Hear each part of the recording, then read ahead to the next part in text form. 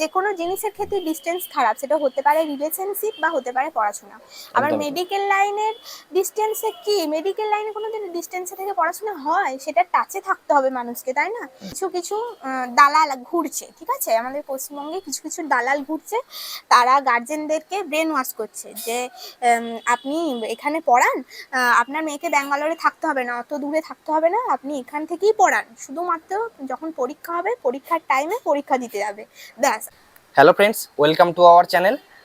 গত এক ভিডিওতে আমরা ব্যাঙ্গালোর থেকে যারা নার্সিং করে আসছে তাদের নিয়ে একটা কিছু ভিডিও বানিয়েছিলাম।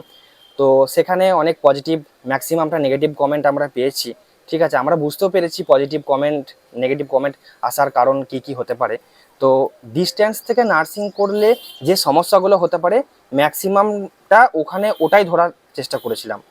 তাই তো ছিল আমাদের বিষয়বস্তু। হ্যাঁ, প্রথম কথা হচ্ছে যারা ব্যাঙ্গালোর থেকে নার্সিং করে আসছে তাদের সবাইকে আমরা খারাপ বলিনি, কিন্তু একবারও বলিনি। আমাদের ভিডিওটা যারা পুরোপুরি দেখবে তারা বুঝতে পারবে, এবং আমাদের কমেন্টে যে পিন কমেন্টটা করা আছে সেটা দেখলেই বুঝতে পারবে। একদম আমরা বলেছি যারা ডিস্টেন্সে নার্সিং করে, ঠিক আছে, সেটা হতে পারে ব্যাঙ্গালোর, হতে পারে অন্য অন্য মানে স্টেট থেকে, কিন্তু ব্যাঙ্গালোর থেকেই ম্যাক্সিমাম সবাই করে। আর আমরা কোনো ভুলভাল কোনো তথ্য কিন্তু দিচ্ছি না, আমরা নিজেরা দেখেছি নিজেদের চোখের সামনে যেটা সেটাই বলছি। একজন কোনো একটা সিস্টার ইনচার্জ হবেন, উনি কমেন্ট করেছিলেন যে ডিস্টেন্স থেকে নার্সিং হয় না। ঠিক আছে, আপনি সিস্টার ইনচার্জ কিনা আমি তো জানি না, যদি সত্যিই হয়ে থাকেন সিস্টার ইনচার্জ তাহলে হয়তো জানবেন যে ডিস্টেন্স থেকে নার্সিং হয়।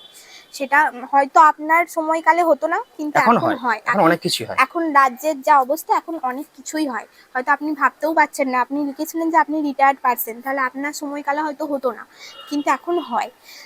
এবার বলি ডিস্টেন্সে নার্সিংটা কি। অনেকেই ভাববে যে ব্যাঙ্গালোরের নার্সিং বলছে মানে হয়তো ব্যাঙ্গালোর থেকে যারা পাস আউট করে আসছে সবাই খারাপ। আমি একবারও বলিনি সবাই খারাপ, কারণ যারা ওখানে থেকে পড়াশোনা করে তারা প্রত্যেকেই ভালো। কিন্তু ডিস্টেন্স মানে কি, আমি দূর থেকে পড়াশোনা করছি, ডিস্টেন্স যে কোনো জিনিসের ক্ষেত্রে ডিস্টেন্স খারাপ, সেটা হতে পারে রিলেশনশিপ বা হতে পারে পড়াশোনা। আবার মেডিকেল লাইনের ডিস্টেন্সে কি, মেডিকেল লাইনে কোনোদিন ডিস্টেন্সে থেকে পড়াশোনা হয়? সেটা টাচে থাকতে হবে মানুষকে, তাই না? আমাদের বন্ধু আছে, প্লাস হচ্ছে আমাদের মানে পাড়ারই কয়েকজন বোন আছে আর কি, তাদের বাবা মারা নিজেরা এসে বলছে যে কেন আমরা পড়ালাম মেয়েকে ওখানে, শুধু তো টাকা আর কিছু না। এবার ক্লিয়ার করি যে ডিস্টেন্স জিনিসটা কি। কিছু কিছু দালাল ঘুরছে, ঠিক আছে, আমাদের পশ্চিমবঙ্গে কিছু কিছু দালাল ঘুরছে, তারা গার্জেনদেরকে ব্রেন ওয়াশ করছে যে আপনি এখানে পড়ান, আপনার মেয়েকে ব্যাঙ্গালোরে থাকতে হবে না, অত দূরে থাকতে হবে না, আপনি এখান থেকেই পড়ান, শুধুমাত্র যখন পরীক্ষা হবে পরীক্ষার টাইমে পরীক্ষা দিতে যাবে, ব্যাস, আর আপনি টাকা দিয়ে দেবেন, তাহলেই সব হয়ে যাবে।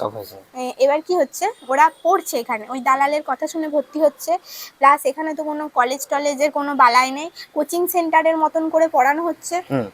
সেখানে আমরা যে একটা ডেমনস্ট্রেশন রুম, মানে সবাই আমরা জানি নার্সিং স্টুডেন্টরা যে ডেমনস্ট্রেশন রুম কি হয় না হয়, সেখানে সিস্টাররা কিভাবে আমাদের প্রসিডিওরগুলো শেখান, তারপরে গিয়ে পর হসপিটাল আমরা প্র্যাকটিস করি সেগুলো পেশেন্টের উপরে।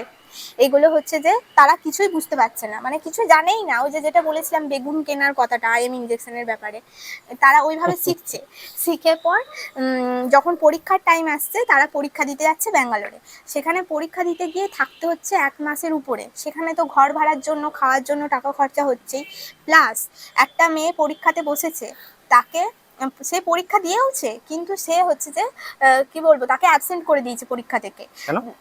এমনি সে পরীক্ষা দিয়ে এসছে, তাও সে অ্যাবসেন্ট করার পর যখন রেজাল্ট বেরোচ্ছে তখন দেখছে একটা সাবজেক্টে সে অ্যাবসেন্ট। কেন অ্যাবসেন্ট? না তোমাকে টাকা দিতে হবে, আরও একবার টাকা দিতে হবে, তারপরে তোমার ওটাতে রেজাল্ট আসবে। এই জিনিসটা হয়েছে, আমি যার সাথে হয়েছে তার মুখ থেকেই শুনেছি, ঠিক আছে। যারা হয়তো ডিস্টেন্স থেকে পড়ছে তাদের গায়ে লাগছে অনেকের, কিন্তু অনেকের বাবা মা কমেন্টও করেছে আমাদের ওই ভিডিওটাতে যে এরকম করে ডিস্টেন্সে পড়তে যে পড়াতে হয়নি, টাকা পয়সা জলে গেছে, ওর ক্যারিয়ারটা নষ্ট হয়েছে। হ্যাঁ, ক্যারিয়ারও নষ্ট হয়েছে, এমন একজন মানে কাকু বা জেঠু হোক তিনি লিখেছেন কিন্তু তার মেয়ের ব্যাপারে।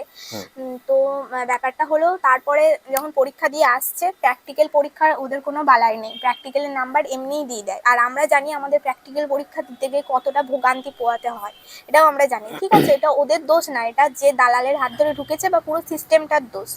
তারপরে গেল এবার রেজাল্ট আউটের সময়, যখন এবার ওদেরকে 6 মাস এখানে কাজ করে এক্সপিরিয়েন্স গেইন করে তবে কিনা ডব্লিউবিএনসির মানে রেজিস্ট্রেশন ওরা পাওয়ার জন্য অ্যাপ্লাই করতে পারে। সেখানে কি করছে, সেখানে ওই দালালগুলো বলে দিচ্ছে ঠিক আছে 50-60 হাজার টাকা দিয়ে দাও, রেজিস্ট্রেশন সার্টিফিকেট পেয়ে যাবে। এক্সপিরিয়েন্স দিলে তোমার মানে হয়। এক্সপিরিয়েন্সের বেসিসে দিলে তোমাদের হচ্ছে যে পরেও আসতে পারে বা নাও আসতে পারে, ডকুমেন্টে ভুল আসতে পারে, এরকম করে বাবা মা দিকে ভয় দেখানো হচ্ছে। ঠিক আছে, অনেক কাকু কাকিমা বলেছে যে তার মেয়েদের সাথে এরকম হয়েছে, মানে এমনও হয়েছে আমরা যারা নিম্নবিত্ত পরিবারের আছি জমি বাঁধা দিয়ে, তারপরে গয়না বাঁধা দিয়ে এরকম পড়াশোনা করেছে। করেও টাকা জমিয়ে তাদেরকে টাকা দিতে হয়েছে রেজিস্ট্রেশন নেওয়ার জন্য। এটা প্রথম কথা হচ্ছে রাজ্য সরকারের ভুল। কেন আমি টাকা দিয়ে একজনকে রেজিস্ট্রেশন সার্টিফিকেট দেবো, সেটাই, যেটা নিয়ম আমি সেই নিয়মের বাইরে কেন দেবো? ঠিক সেটা তো আছে, আমাদের রাজ্যেই হচ্ছে সেটা। হ্যাঁ আমাদের রাজ্যেই হচ্ছে, টাই মানে আপ আছে না, হ্যাঁ বাইরের রাজ্যের মুখ্যমন্ত্রীর সাথে বা সেখানকার হ্যাঁ হেলথ ডিপার্টমেন্টের সাথে টাই আপ রেখেছে যে তোমরা এরকম করে নার্সিং করাও, আমরা এদিক থেকে ঠিক সাপ্লাই দিয়ে দেবো। এবার কিছু মানুষ আসবে, একজনই যেমন কমেন্ট করেছে তুমি কোন স্কুল থেকে পড়েছো বলো, তোমরা গভর্নমেন্ট নাকি এমনি বেসরকারি থেকে? আমি যে স্কুল থেকেই পড়ি কাকু, গভর্নমেন্টের স্কুল থেকেই পড়েছি, কারণ আমরা দুজনেই খুবই গরিব পরিবারেরই ছেলে মেয়ে, একদম। ঠিক আছে। আজকে নিজেদের চেষ্টায় আমি একজন নার্স ও একজন অপটোমেট্রিস্ট, ব্যাস এটুকুই। আমাদের ফ্যামিলি ব্যাকগ্রাউন্ড বিরাট কিছু না, আমরা সরকারি স্কুল থেকেই পড়েছি, কিন্তু তা বলে কি সরকারের ভুলটা ভুল হিসাবে তুলে ধরার কোনো অধিকার নেই আমাদের? তো বন্ধুরা, আশা করি তোমাদের কাছে ব্যাপারটা ক্লিয়ার হলো যে ডিস্টেন্স নার্সিং জিনিসটা কি, এবং প্রিভিয়াস ভিডিওতে আমরা কি বলতে চেয়েছি আমাদের ভিডিওর মাধ্যমে, যে ব্যাঙ্গালোর থেকে পড়ে এলি যে খারাপ। ভিডিওর থাম্বনেলটা একটু ক্যাচি বানিয়েছি অবভিয়াসলি, কিন্তু কোনো রকম ক্লিক বেট না, অ্যাকচুয়াল জিনিসটা আমরা থাম্বনেলেও দেখিয়েছি, ভিডিওর মধ্যেও কিন্তু কন্টেন্টে সেই জিনিসটা তুলে ধরা আছে যে ব্যাঙ্গালোর থেকে পড়ে এলেই খারাপ না। যারা ডিস্টেন্স থেকে নার্সিং করছে তারা নার্সিং জিনিসটার মানে দৈন্যদশা ধরে তুলেছে একদম, মানে তাদের হ্যাঁ বিহেভিয়ারও খুব খারাপ। কিছু কিছু মানুষজন আছে যাদের, মানে আমার এই পাড়ার যে যাদের কথা বলছি, তাদের বাবা মারা এসে বলে যে কেন এটা করতে গেলাম শুধু শুধু, সেই তো লাখ লাখ টাকা খরচ হচ্ছে, তাহলে আমি ওয়েস্ট বেঙ্গলেই কোথাও একটা মানে প্রাইভেট কলেজে পড়াতে পারতাম। আবার কিছু কিছু জন এমন আছে এসে মানে পুরো একদম বুক ফুলিয়ে বলবে হ্যাঁ আমার মেয়ে ওখান থেকে পড়ে এসছে, হ্যাঁ টাকা লেগেছে তো কি হয়েছে, আমি ওখানেও টাকা দিয়ে রেখেছি, ওখানেও ঠিক ওর চাকরি হয়ে যাবে। এইরকম তো একটা আমার ফ্রেন্ড আছে, তার মা বিয়ে বাড়ি গিয়েছিল, সেখানে গিয়ে একজন বলেছে ঠিক আছে কি যে বলেছে? আমার মেয়ের নাম দেখবে চাকরির লিস্টে সবার উপরে থাকবে। বলেছে? হ্যাঁ, তো ওকে এইভাবেই ব্রেন ওয়াশ করেছিল কোনো দালাল টালাল হয়তো। না ও ও টাকা দিয়ে রেখেছে, সেটাও ও নিজের আচ্ছা মুখে আচ্ছা আচ্ছা, বলছে যে আমি টাকা দিয়ে সিট বুক করে রেখেছি। সিডবু। হ্যাঁ, এই কথাটা বলেছে। এর কি সিনেমা হলের টিকিট নাকি? এইগুলো শুনলেই মানে খুব রাগ লাগে যে তাহলে যারা সত্যি তাহলে মানে কি বলবো যোগ্য, তারা তাহলে কিভাবে চাকরি পাবে? টাকার কাছে তো সবাই হার মেনে যাচ্ছে তাহলে। আর কেউ কেউ আবার বলছে যে হ্যাঁ এসব হয় কি হয় নাকি তাই, বা তুমি নিজে ক্র্যাক করতে পারোনি সিবিটিতে তাই এসব উল্টোপাল্টা কথা রটাচ্ছ। প্রথম কথা বলি সিবিটিতে ক্র্যাক করেছি। দ্বিতীয় কথা হচ্ছে আর পশ্চিমবঙ্গের সমস্ত পরীক্ষায় জালিয়াতি হচ্ছে, ঠিক আছে, সেখানে নার্সিংটা একটা মানে না হওয়ার কিচ্ছু নেই। এই কথাগুলো যারা বলছে তারা ভুল বলছে, বা তারা এইসবের সাথে যুক্ত আছে তাই বলছে হয়তো, তাছাড়া আর কিছু মানে বলার ভাষা নেই। নার্সিং কেরিয়ারটাকে আমরা পছন্দ করি বলেই, মানে দুজনেই করি বলেই ওকে আজকে এই লাইনে ভর্তি করা। ওর রেজাল্ট যথেষ্ট ভালো ছিল, মাধ্যমিক উচ্চ মাধ্যমিক দুটোতেই ভালো ছিল। তোমরা যদি জানতে চাও তো তোমাদের সাথে পরের কোনো ভিডিওতে আমরা শেয়ার করবো সেসব নিয়ে, এগুলো পার্সোনাল ডিটেলস এখন এই ভিডিওতে ইনক্লুড করছি না। তো ও কিন্তু অন্যান্য স্ট্রিমেও যেতে পারতো, নার্সিং কেরিয়ারটাকে আমরা পার্সোনালি পছন্দ করি বলি কিন্তু ওকে এই লাইনে নিয়ে আসা। আর ও গভর্নমেন্ট কলেজ থেকে পাস আউট, ঠিক আছে। হ্যাঁ, এই রিলেটেড কিছু কথা আমার বলার আছে। একজন আমাদের ভিডিওতে কমেন্ট করেছিল, নার্সিং অফিসিয়াল শ্রেয়া মেবি, উনি কমেন্ট করেছেন যে আমি নাকি কাউকে ধরে সিবিটি পাস করেছি, মানে এটা কেমন কথা কাউকে ধরে? দিয়ে আবার উনি লিখেছেন আমি সেন্ট্রাল গভর্নমেন্টের চাকরি করি। আপনি যেই গভর্নমেন্টের আন্ডারেই চাকরি করেন আপনার মানসিক বিকাশ হয়নি ঠিকঠাক, আপনি একজনকে চেনেন না জানেন না তার সম্পর্কে এইরকম হ্যাঁ, কথাবার্তা বলে দিলেন। হঠাৎ করে ভিডিওতে তো একদিন হ্যাঁ, দেখেছে। যে আমি কাউকে ধরে পাস করেছি। আবার লিখেছেন যে আমার অনেক ফ্রেন্ডস আছে যারা গভর্নমেন্ট থেকে পাস আউট, তারা কেউ পায়নি। তো আপনি কি করে জানলেন যে আমি অন্য কোথাও থেকে পাস আউট? আপনি কি আমাকে চেনেন পার্সোনালি? এই ধরনের মন্তব্য করার আগে দুবার ভাববেন। আপনি নিজে একজন মেয়ে হয়ে আর একটা মেয়েকে অসম্মান করার আগে দ্বিতীয়বার ভাববেন। কাউকে ধরে আবার কি ধরনের কথাবার্তা এগুলো? আর ওই বাজে কমেন্টটা আমি ডিলিট করতে বাধ্যই হলাম। হ্যাঁ, বিনয় বলে একজন কমেন্ট করেছিল খুব নোংরা ভাষায়, মানে একটা স্ল্যাং, পাতি গালাগালি, একদম পাতি মানে বাংলায়। এমন মানে আমাদের ভিডিও অনেকেই দেখেন, অনেকের গার্জেনরাও দেখেন, অনেক ছোট ছেলেরাও হয়তো দেখবে, কারণ এখন স্মার্টফোন সবার হাতে। এমন ভাষাটা লিখেছে যে আমরা ডিলিট করতে বাধ্য হয়েছি। ওই ভিডিওতে ফার্স্ট কমেন্ট ছিল এবং হ্যাঁ। রীতিমতো ডিলিট করতে বাধ্য হয়েছি। উনি আবার লিখেছেন যে আমি আরআরবি নার্স। আপনি যেখানেরই নার্স হন, আপনি নার্স হিসাবে কতটা কি ভালো জানি না, কিন্তু মানুষ হিসাবে একদম টোটালি জিরো আপনি। একদমই তাই। কারণ আপনার পারিবারিক কোনো শিক্ষা দীক্ষা নেই, এটা প্রথম কথা বলতে বাধ্য হলাম। কারণ একটা মেয়ের সাথে কিভাবে কথা বলতে হয় সেই মানে মিনিমাম নীতিবোধটুকুই আপনার নেই, তাহলে আপনি যেই প্রফেশনেই থাকুন না কেন আপনার কোনো দাম নেই। আর দ্বিতীয় কথা, আর একটা কমেন্ট ওই ছেলেটাই করেছিল, আমি কমেন্টটা বলছি। উনি রীতিমতো এইটা লিখেছিলেন যে আপনি হ্যাঁ, গভর্নমেন্টের নার্সরা নাইট ডিউটিতে কি করে বলবো, তাহলে আপনার হাজবেন্ড আপনাকে ডিভোর্স দিয়ে দেবে, এই এইসব কথাটা লিখেছিল। এইসব তাহলে ভিডিওতে এইসব কথা যদি কেউ লেখে, তাহলে সে কোনসা নার্সিং করে এসছে আমি জানি না। মানে নার্স হয়ে আরেকজন নার্সকে কিভাবে মানে এরকম অসম্মান করতে পারে, যে নাইট ডিউটিতে যে এমন কিছু করি যেটা জানতে পারলে আমার হাজবেন্ড আমাকে ডিভোর্স পর্যন্ত দিয়ে ও দিতে হয়তো পারে। নিজেও সেটা ওরকম করে। আমি আমার নিজের মানুষটাকে চিনি, তাই কে না। বাকিরা কি করছে সেসব দেখে আমার নিজের ভাবনাকে ত্বরান্বিত করে আমার লাভ নেই। আর প্রথম কথা হচ্ছে, ওই ছেলেটার কি কোনো মেয়ে কলিগ নেই? আর নিজে এই প্রফেশনে থেকে কিভাবে মানে নিজের প্রফেশনটাকেই নোংরা করছে। এমনিতে তো নার্সিং প্রফেশনটাকে অনেকে খারাপ হিসেবে বহু দেখে। যুগ যুগ ধরে হ্যাঁ, নার্স মানেই জানে যে বাইরের ডাক্তারদের সাথে সম্পর্ক। হ্যাঁ, আরে বাইরের এইসব নোংরা খুঁটিতে নোংরা কমেন্ট বাইরের খুঁটিতে লেখাই থাকে নার্স ও আয়া লাগবে। নার্স আর আয়া কি একই জিনিস? একসাথেই তাদের টার্মগুলো ইউজ করা হয়। হ্যাঁ, এই জিনিসগুলো লেখা থাকে। তাহলে সে যদি নার্স হয়েই থাকে, তাহলে সে কিভাবে বলতে পারলো এই কথাটা? আমার তো মানে এত রীতিমতো রাগ লাগছিল, তাকে কাছে পেলে দুটো থাপ্পড় মারতাম, এই ভাষাটাই আমি বলবো, দুটো থাপ্পড় মারতাম।